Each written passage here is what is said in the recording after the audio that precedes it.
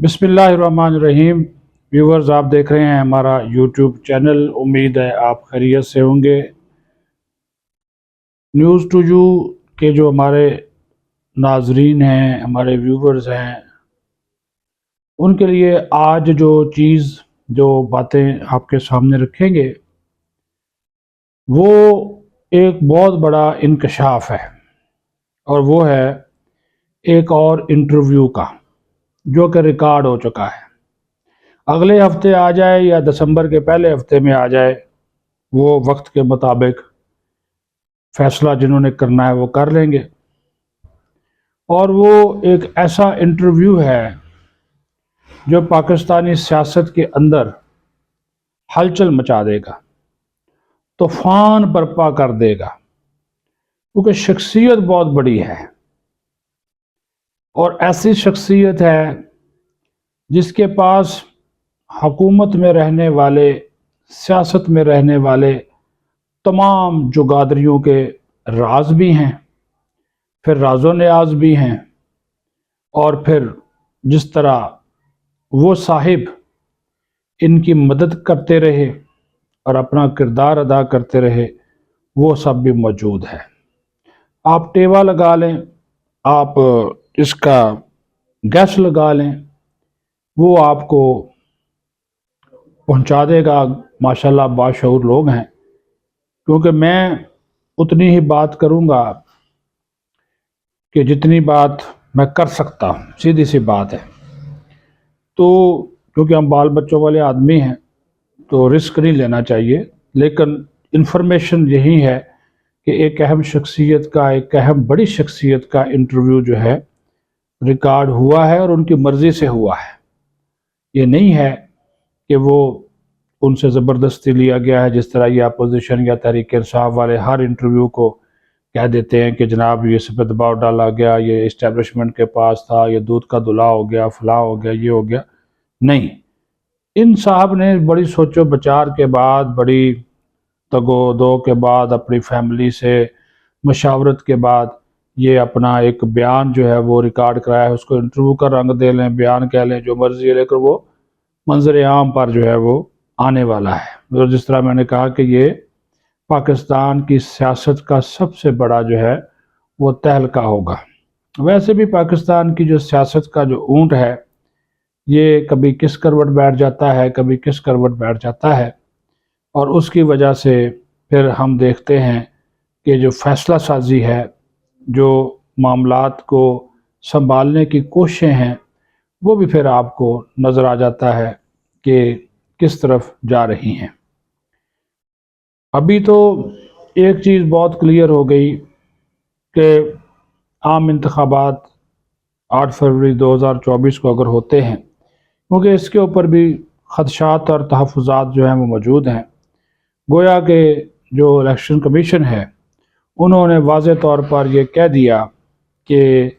हम 8 फरवरी 2024 को इलेक्शन करवाने के लिए काम कर रहे हैं। बैलेट पेपर्स की छपाई का जो प्रोसीजर है वो शुरू कर दिया गया है, और साथ ही साथ फिर जो प्रिंटिंग कॉरपोरेशन और पाकिस्तान पोस्ट फाउंडेशन, उनको ये टारगेट दिया गया है कि वो इनकी अशात करें। फिर जो ये हल्का बंदियों के ऊपर जो एतराज़ात का सिलसिला है, ये मुकम्मल हो जाएगा, और फिर दिसंबर में शेड्यूल का भी अनाउंस कर दिया जाएगा बाकायदा तौर पे। अब दूसरा हिस्सा जो है हमारे प्रोग्राम का, वो दोबारा मियां नवाज शरीफ की सियासत के इर्द गिर्द घूमता है। मियां नवाज शरीफ मरी में हैं, और आज जो उन्होंने वही अपनी जो लीगल टीम है उसके साथ कोई मुलाकातें वगैरह की हैं केसेस के हवाले से, क्योंकि वो ज़ाती जो तौर पे भी जो ज़्यादा से ज़्यादा अपनी जो तबीयत है, अपनी सेहत है, उसको भी फोकस कर रहे हैं। और अब एक प्लान किया जा रहा है कि वो अपने जलसे जुलूसों का जो सिलसिला है वो कहाँ से शुरू करें। इतलात यही हैं कि वो भी शेड्यूल का इंतज़ार कर रहे हैं कि जैसे ही शेड्यूल आए तो फिर बाकायदा तौर पर वो जलसे जुलूस जो है वो शुरू करें। लेकिन उससे पहले नून लीग जो है वो हर जगह के ऊपर अलाइनमेंट जो है वो अपनी ठीक कर रही है। खैबर पख्तूनख्वा में नाराज़ लोगों को मनाया गया, اور دیگر جماعتوں کے لوگوں کو پارٹی میں شامل کیا گیا، جس طرح آج پیپلز پارٹی کے سابق سینیٹر تھے وقار احمد خان، یہ ہوم سینیٹر گلزار احمد خان کے بیٹے ہیں، وہ آج اپنے ساتھیوں سمیت مسلم لیگ نون میں شامل ہو گئے ہیں پیپلز پارٹی کو چھوڑ کر۔